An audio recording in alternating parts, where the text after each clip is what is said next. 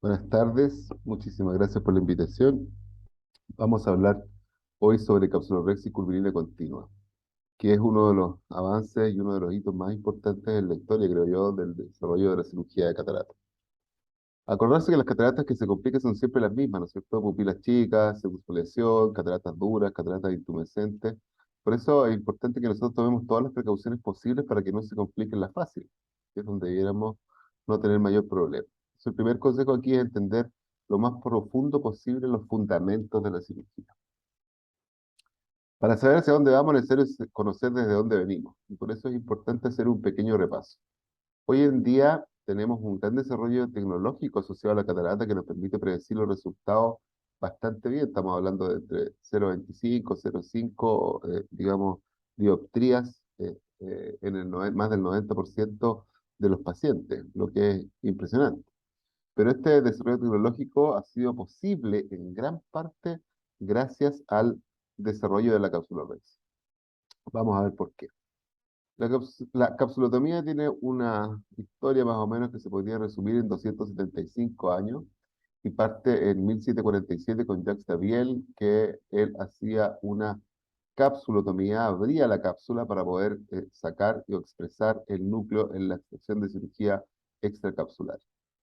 Y de ahí se mantuvo sin mayor variación hasta el año 1850, cuando Albrecht von Graeff refinó la técnica y empezó a usar un forceps para romper esa cápsula anterior y poder expresar el núcleo. Y de ahí vinieron una serie de cambios que vamos a ir analizando rápidamente. Von Graeff establece el estándar, como le dije, por más de un siglo. Él usa ese cuchillete con el cual abre la córnea en la mitad y después utiliza una pinza para desgarrar la cápsula anterior y lograr, como les decía, la expresión del núcleo.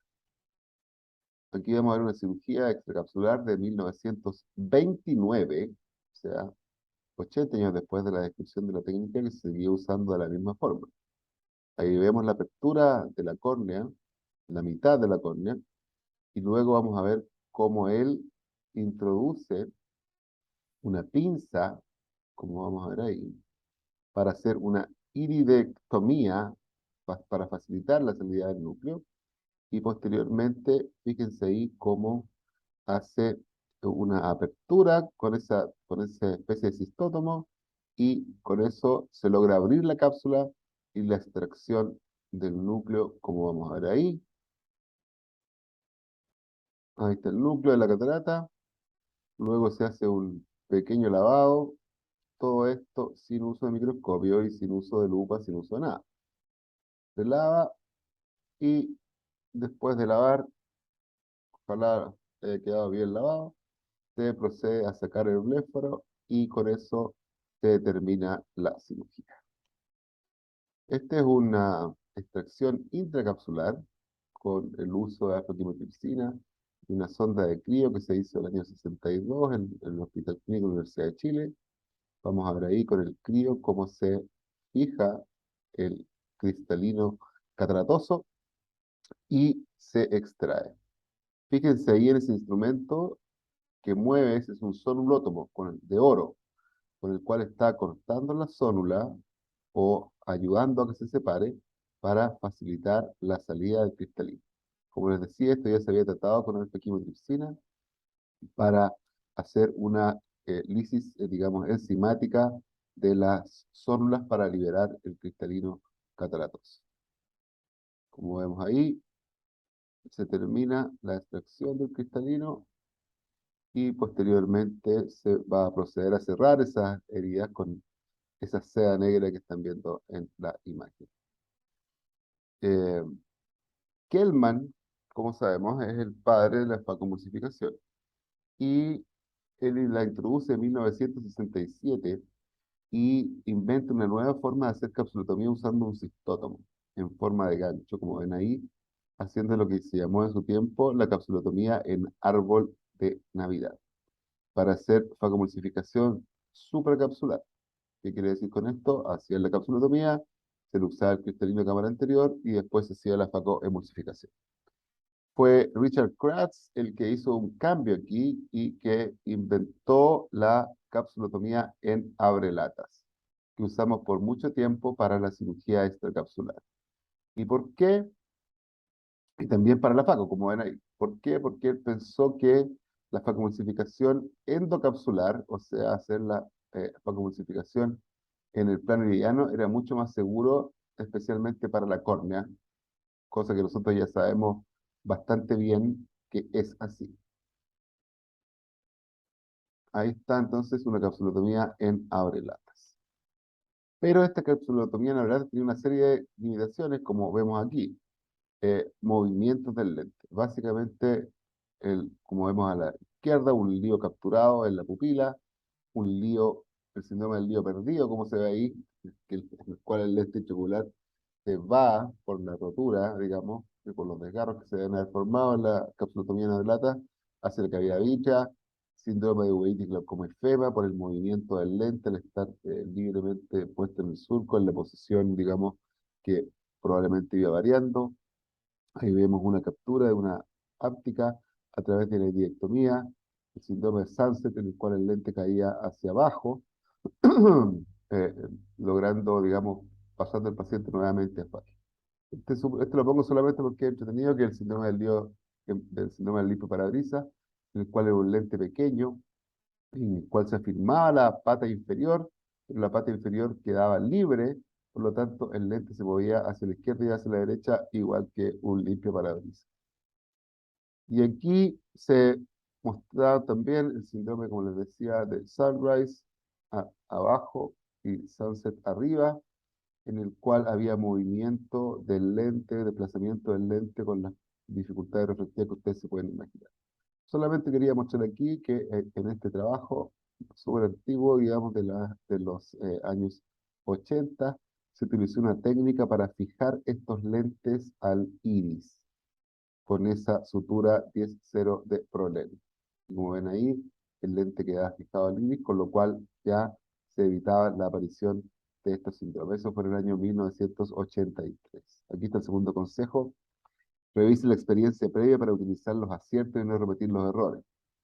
Actualmente, no tanto ahora, pero hace como 10 años atrás, hubo como un revival de la sutura de los lentes al iris en el caso de fijaciones o en el caso de afaquia, perdón, pero esto, como ven, ya estaba previamente descrito, así que siempre que estés revisando qué es lo que pasa, porque nada es nuevo, finalmente todo se recicla, como vamos a ver en muchas cosas. Aquí tenemos una visión de Miyake de una implante de lente en pacientes que están con capsulotomía en abrelata. Y fíjense ahí que en realidad la posición del lente es bastante, digamos, por decirlo menos, azarosa y queda en cualquier posición, como vemos acá a la derecha. Incluso vean como la áptica, en ese caso, está presionando la raíz del iris, con lo cual está cerrando el ángulo. Como resumen, ahí se ve también metido prácticamente en el tejido después de un tiempo de la áptica del lente intraocular. Como podemos imaginar, con la capsulotomía en abrelata era imposible obtener los resultados refractivos que obtenemos hoy en día. Por lo tanto, de alguna forma había que hacer alguna modificación para poder lograr y ofrecer la calidad visual que estamos ofreciendo. Entonces, ¿qué pasó ahí? Los desgarros en la capsulotomía. Ese era el gran problema. La capsulotomía era discontinua, se hacía a partir de una serie de desgarros que se iban juntando entre ellos. Y esos desgarros en la capsulotomía crean esto. Cada vez que hay uno, hay una alta probabilidad de que ese desgarro se extienda periféricamente e incluso, más raro, alrededor del ecuador. Y eso hace imposible predecir dónde va a quedar ese lente, cómo va a estar fijo ese lente y la estabilidad del lente. Por lo tanto, resultados reflectivos comparables a los autores no podíamos obtener. Y ahí ocurrió la magia, que es la idea de la capsulotomía continua, capsulorhexis circunferencial continua. ¿Quién es este señor? Este señor es Calvin Ferco, en una entrevista en el año 83. Y empieza a hablar de capsulotomía y luego describe la capsulotomía circular continua. Y él lo que hace es con ayuda de una aguja ir abriendo la cápsula hasta lograr que se abra en forma redondeada y continua. Ese es el video original de Ferco de la entrevista del año 1983. Fíjense cómo describe el cistótomo, fíjense cómo logra hacer esta capsulotomía circular continua con una repetibilidad importante. Fíjense ahí, un tercer paciente hace la misma maniobra y un cuarto paciente lo mismo de nuevo. Él desarrolla la técnica de la capsulotomía circunferencial continua en el año 78, pero como ustedes habrán notado si han leído, los padres de la capsulotomía son el doctor Thomas Neumann de Alemania y el doctor Howard Gimbel de Canadá. Ellos publicaron en forma separada la descripción, pero después Dick Kratz, que fue el que había inventado la capsulotomía neurolata, ¿se acuerdan? Que había sido mentor de ambos, los convenció y amigablemente hicieron una publicación con- conjunta para describir la técnica, con lo cual no hubo mayor, digamos, problema entre ellos. Ahí están los dos, Howard Gimbel y Thomas Neumann, los desarrolladores de la capsulotomía en atlatas para la mayoría del mundo. Ellos lo hicieron en la primera publicación en el año 87, o sea, prácticamente 10 años después de que nuestro amigo estaba haciendo capsulotomías circulares continuas. Y aquí viene el tercer consejo, que es que no solamente hay que poner el huevo,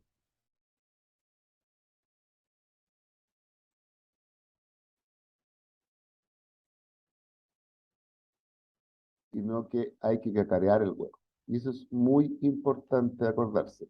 Hay que compartir la experiencia y ser generosos como sus maestros, pero hay que publicar para ello las ideas y desarrollo. Con lo que pasó con Felco hubo un atraso de 10 años en el desarrollo de la cirugía catarata porque nadie sabía en forma masiva que había desarrollado este gran avance. Finalmente ahora se está reconociendo a él como el padre de la capsulotomía históricamente porque hay evidencia suficiente como los videos y todas las cosas que le mostré que lo demuestran. Después del 88, recientemente todas estas cosas, el doctor Peter Utrata introdujo las pinzas con lo que ayudó importantemente a tener un mejor control y una mayor facilidad de realizar de la capsulotomía continua. Actualmente existen muchas cosas. Yo lo que uso para hacer las capsulotomías es esta pinza de MST, la pinza de Cyber, que es un forceps que se introduce por heridas muy pequeñas y que permite un gran control. Y como ven ahí ustedes, tiene graduado los milímetros en el largo, con lo cual uno puede calcular el tamaño de la rexis. Hay que acordarse para eso que los números tienen que estar enfocados considerando el poder corneal. Cuando uno mira los números fuera de la cámara anterior se ven borrosos y una vez que mete uno la pinza dentro de la cámara anterior, los números se ven nítidos. Aquí vemos también la serie de desarrollos que ha habido actualmente con el uso de sistemas visuales de apoyo, como el sistema Calisto que estamos viendo acá, que nos permiten guiar en forma externa sin tocar el ojo, que es muy importante porque no provoca daños por el uso de los colorantes ni el alcohol, y hacer una rexis lo más circular posible. Y aquí aparece otra magia. Este fue el Congreso de ACRS del 2009, que fuimos con un amigo, fuimos a la última sesión de todas las sesiones antes que se cerrara el curso, y en la última sesión de todos los días, este señor Solternaghi presenta la cirugía de cataratas con láser. Y por supuesto, todo el auditorio en el año 2009, cuando dijo cirugía de catarata con láser, dijo, ¿de qué está hablando este flaco? Porque nadie sabía nada todavía, no sé cómo lo hicieron, pero nadie sabía nada que se estaba haciendo en trabajos en eso y él mostró sus resultados. Y ahí también se produjo un cambio muy, muy importante. Eh, la capsulotomía con láser funciona muy, muy bien. No es como se llamó durante un tiempo de Ultimate Cut Opener o digamos una capsulotomía en la lata así como mejor, porque lo que ocurre es que, como vemos en la imagen A, lo que ocurre es que hace el corte del femto, pero además se produce una especie de selle de ese borde, o sea, no quedan desgarros que se puedan partir. El único problema que tenemos es cuando quedan los famosos tags que se ven ahí en la fotografía B, que eso sí hay que hacerlo con mucho cuidado porque por la tracción, cuando uno va separando la cápsula, se podrían eventualmente provocar problemas en la red.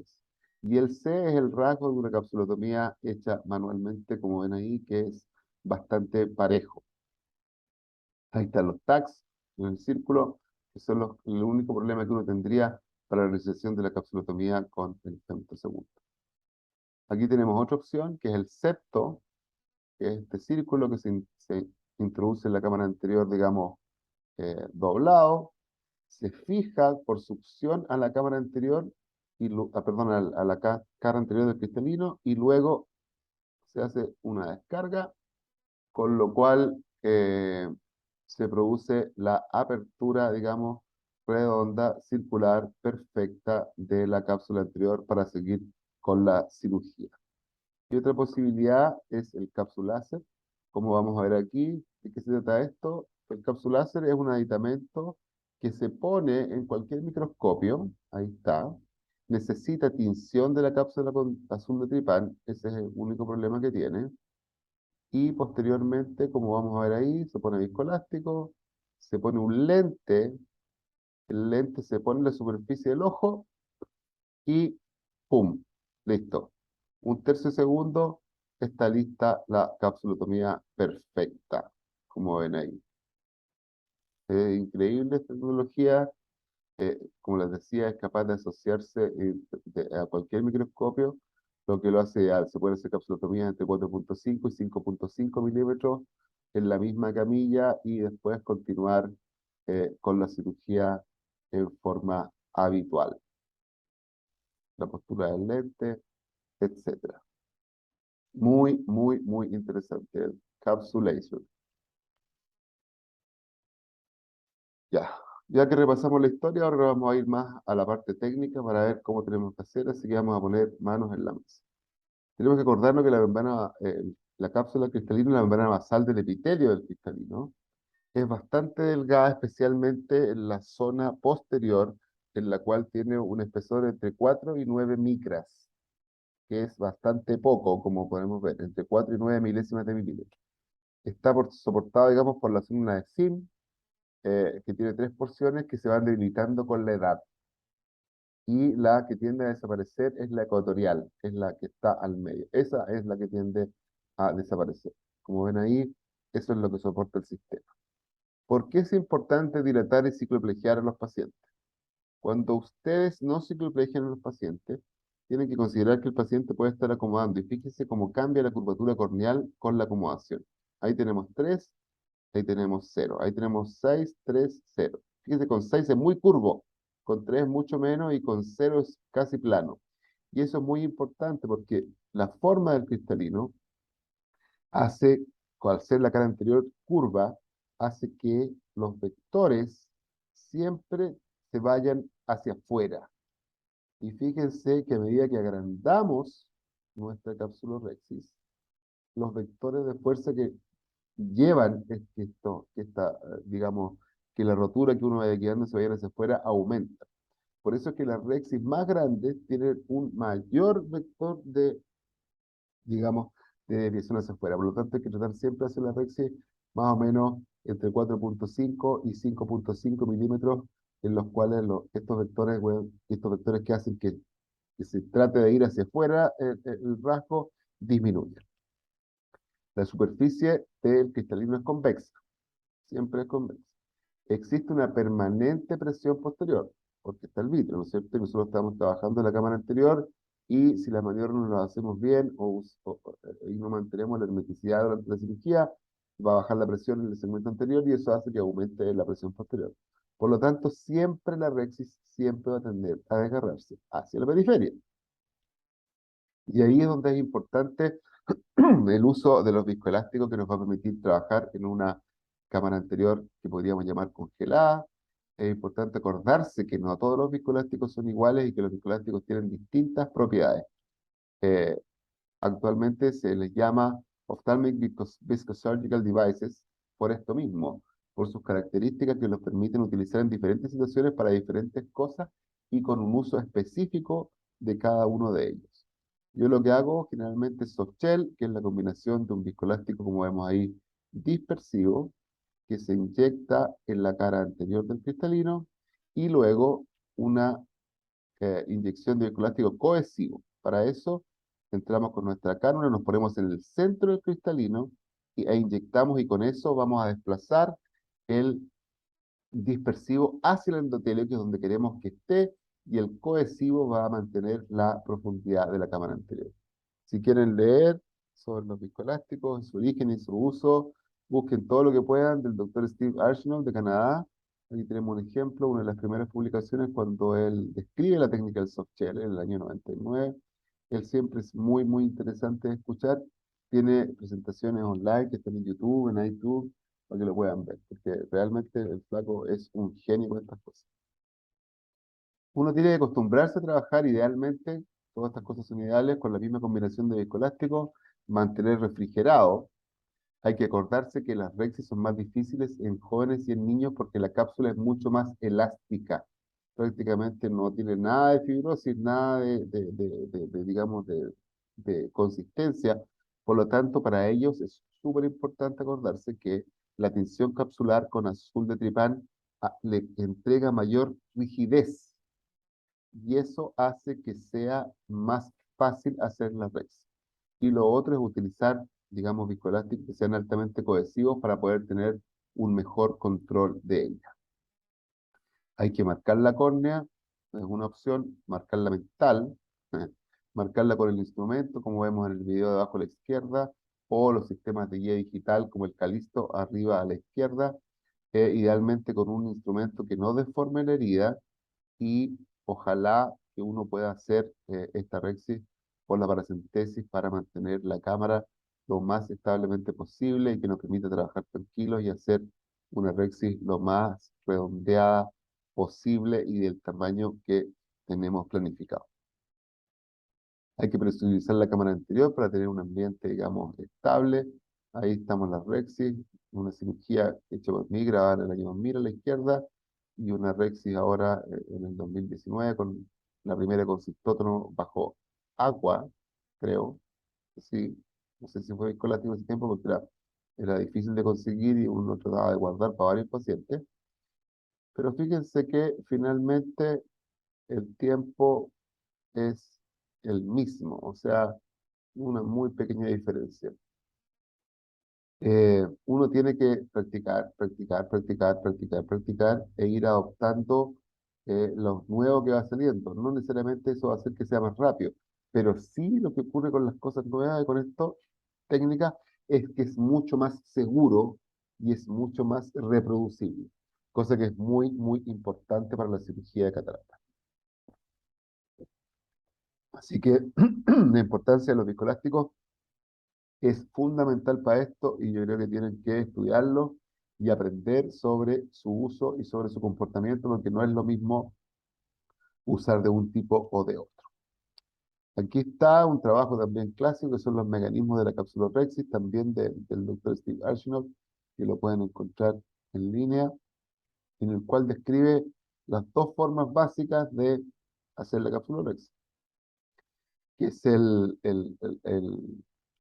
la rotura por cizallamiento, que es la que se recomienda. Cizallamiento es una sharing, no tiene una traducción muy buena. Lo más que se parece es cizallamiento, que significa cortar, pero en el fondo, cortar algo duro. En el fondo aquí lo que estamos viendo es que uno logra un rasgo y lo dobla sobre sí mismo. Entonces, ¿qué hace eso? Que los dos vectores, como vemos ahí de fuerza, vayan en la misma dirección. Pero para poder hacer eso, tenemos que tener la capacidad de poder doblar la cápsula sobre sí misma, como se ve en la imagen, que lo resume perfectamente. Y esto sí es posible en las cápsulas de los pacientes ya de cierta edad. En los pacientes jóvenes, eso no ocurre porque es muy elástica, no se puede doblar y se está tendiendo a ir hacia afuera siempre por la misma elasticidad del tejido.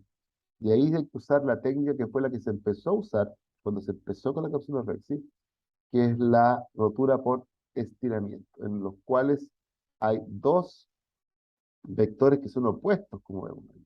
Uno que está tendiendo a irse hacia la periferia, que perdamos la Rexis, y nosotros que estamos tirando hacia el centro. Y esta técnica es la que hay que usar en los pacientes jóvenes, los niños, las cataratas congénitas, en que no es posible hacer la otra técnica por la elasticidad, como les decía, de la con. Acordarse en estos pacientes jóvenes siempre usar azultripán, con lo cual le van a dar una mayor eh, consistencia en la cápsula y va a ser más fácil, digamos, hacerlo, porque va a ser un poco más rígida, no va a ser tan, va a disminuir con la elasticidad con el uso del azultripán. Es la que se creó al inicio, como decía, y es la que se usa, como vamos a ver más adelante, las técnicas para rescate en las capsulotomías posteriores y en los jóvenes.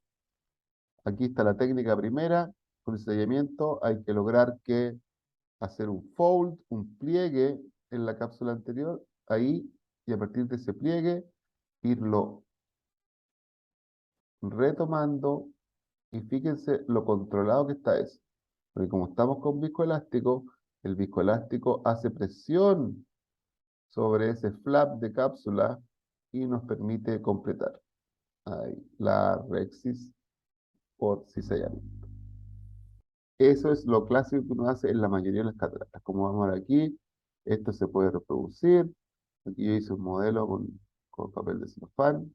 Igual es distinto, ¿ah? No hay ninguna cosa que se parezca mucho. Te voy a buscar uno menos rígido, más blandito y todo, pero no hubo manera. Pero el efecto es el mismo. Fíjense ahí, como uno logra ir doblando, ir dirigiendo y logra hacer la cápsula Rexis redondeada, digamos, no muy redondeada, pero en el fondo es la idea. Y aquí está la otra técnica descrita inicialmente, que es eh, por tracción, en que uno tiene que ir traccionando en contra del vector que trata de que la Rexis se vaya hacia la periferia. Tiene que ir traccionando en el otro sentido. Como les decía, es la que se usa en niños, jóvenes y cuando uno tiene que rescatar una Rexis, como vamos a ver aquí. Fíjense, tiro en contra del desgarro y se recupera. Fíjense acá de nuevo. Uno trataría de dar la vuelta. Si tú das la vuelta, se te va a ir más. Fíjense acá. Uno tira en contra, 180 grados, ¡pum! Y se recupera. Y se recupera siempre. Fíjense en esta que, esta fue de casualidad, se estaba yendo a la periferia, pero mal ahí. Fíjense cómo ubico en la posición, la tiro en 180 grados y fíjense, ¡pum! Se recupera. Se recupera siempre. Siempre se logra recuperar. Aquí vamos a ver una técnica, la misma que mostrábamos recién, en una catarata congénita, en un chiquillo que se le puso su Netripán, como ven, y fíjense cómo se comporta, que es absolutamente distinta. Es una cápsula muy elástica y hay que estar haciendo la tracción en contra de la tendencia natural a irse. Fíjense la elasticidad, el comportamiento es absolutamente distinto. Fíjense, en contra y voy logrando controlar hasta hacer la Rexis completamente redonda. Aquí lo vamos a adelantar, pero en el fondo es eso. Seguimos, seguimos, hasta que ahí, como van a ver, ¡pum!, se logra completar la Rexis redondeada. Y para las capsulotomías posteriores es lo mismo, es el mismo mecanismo de uso porque es muy delgada, es muy poco rígida y siempre tiende a desgarrarse y a ser menos controlable. Y aquí la técnica consiste en abrir la cápsula posterior, como vamos a ver ahí. Fíjense en el reflejo, cómo desaparece cuando yo lo abro. Abro la cápsula posterior. Ahí se perdió el reflejo, inyecto viscoelástico y aumento el espacio de Vernier que está detrás de la cápsula, como se ven ahí, dejando la hialoides intacta. Y luego, como vamos a ver, con la misma técnica, tomo con la pinza y empiezo a hacer la Rexis. Cuesta ver, ¿ah? No les voy a decir que no cuesta ver, pero se puede hacer.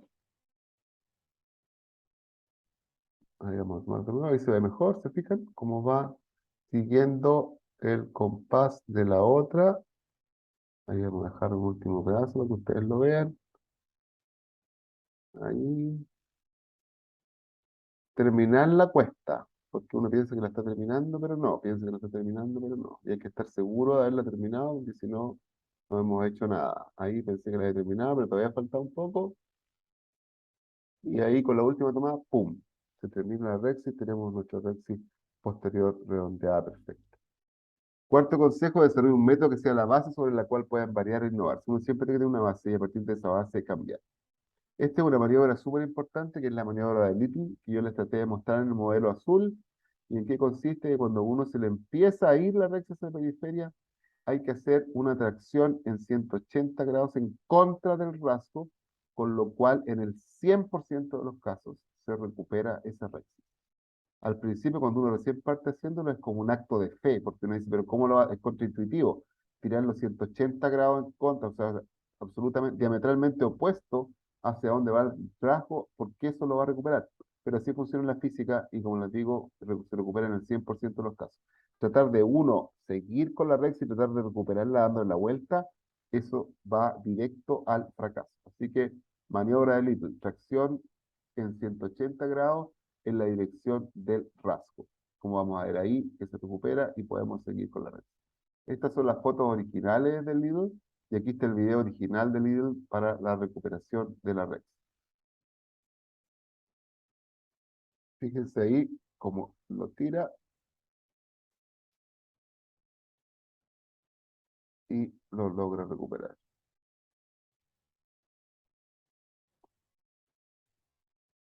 Y sigue tirándolo y se vuelve a controlar y logra completar la red.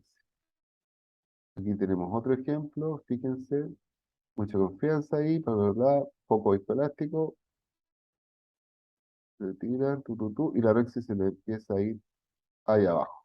Pum, quedó debajo del iris, no le gustó. Viscoelástico, poner más viscoelástico siempre para congelar la situación.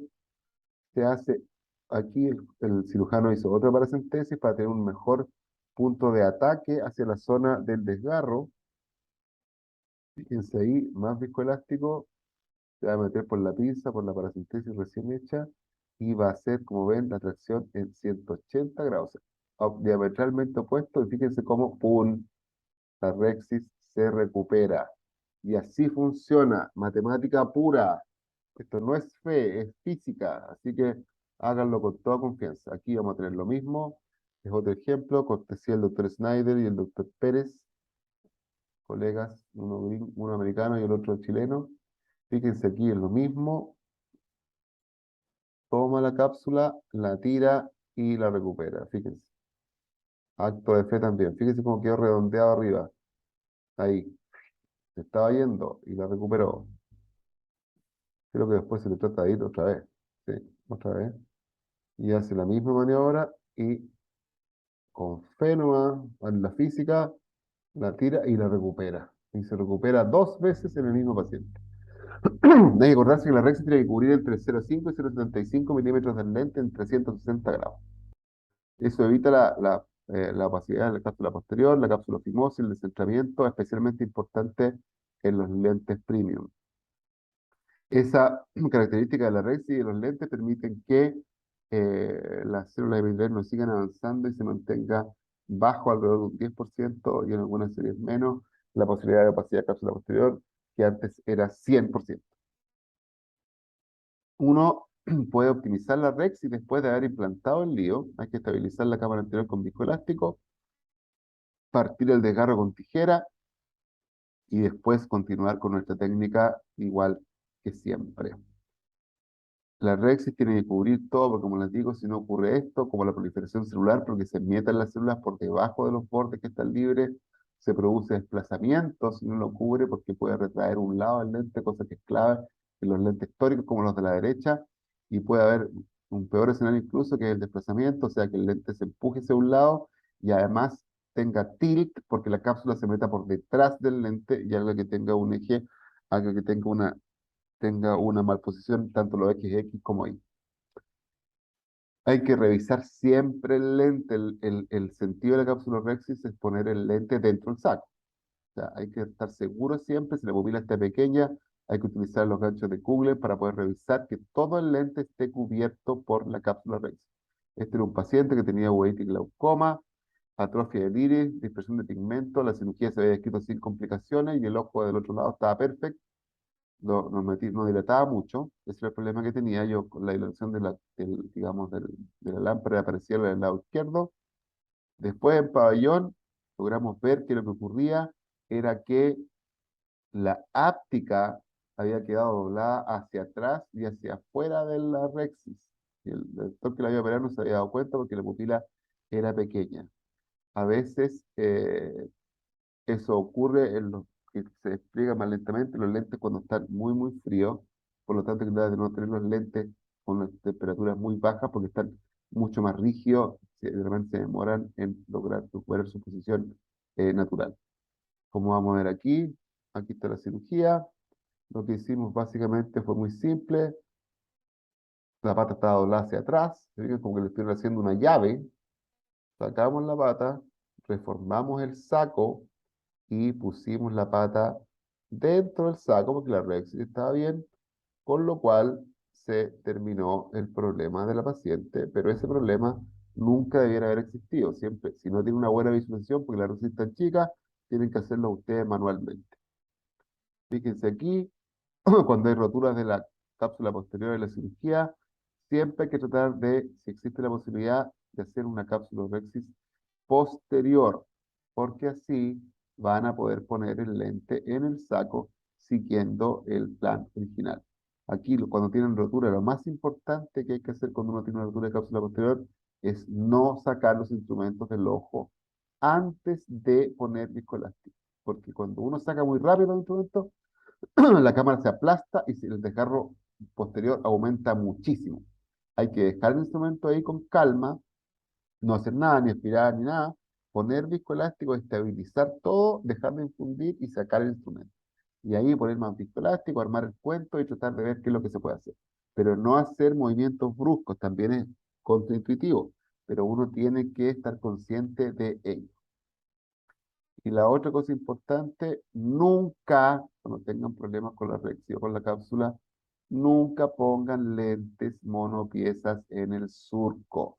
Nunca lentes monopiezas en el surco. Y lo voy a decir por tercera vez, nunca lentes monopiezas en el surco porque provocan un GH, weight glaucoma y FEMA. Son bordes cuadrados, altos, de volumen, que van a rozar la uvea, que van a provocar uveitis, sí o sí, el paciente va a estar contento porque va a ver bien, pero ese lente hay que sacarlo porque si no es un drama, ¿ya?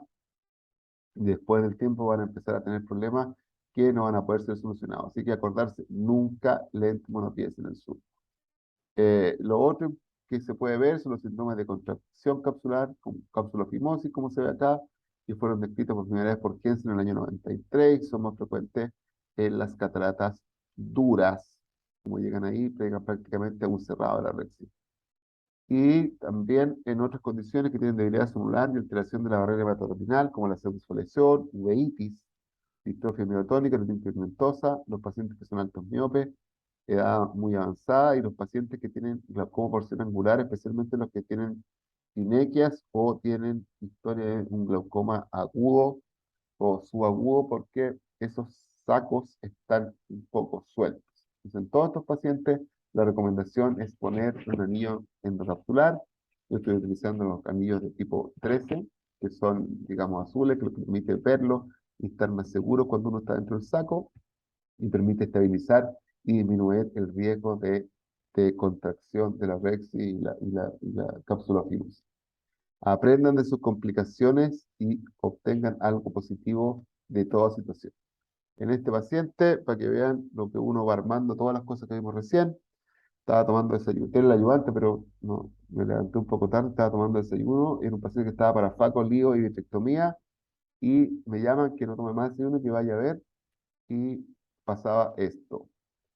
Hay una rotura en la cápsula anterior, que está ahí con un muy mal rojo.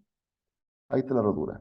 Con un muy mal rojo porque el paciente tenía una hemovítrea, no se había teñido, eh, así que esa fue la situación.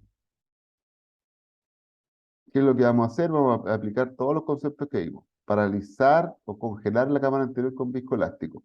Con una tijera partir el rasgo hacia un lado, como vamos a ver ahí, hacer otra paracentesis, hacer otra tijera, completar la rexis hacia abajo y nos queda de esa forma. ¿Se fijan? Tienen el rasgo ahí que se rompió, pero nosotros hicimos una rexis que nos permite trabajar en el plano desde 12 a 6 sin llevar más tensión hacia la zona de la rotura. Y después hacemos una faco sin mover los pedazos en la misma posición siempre, tratando de sacar, perdón, tratando de sacar los pedazos sin rotarlos,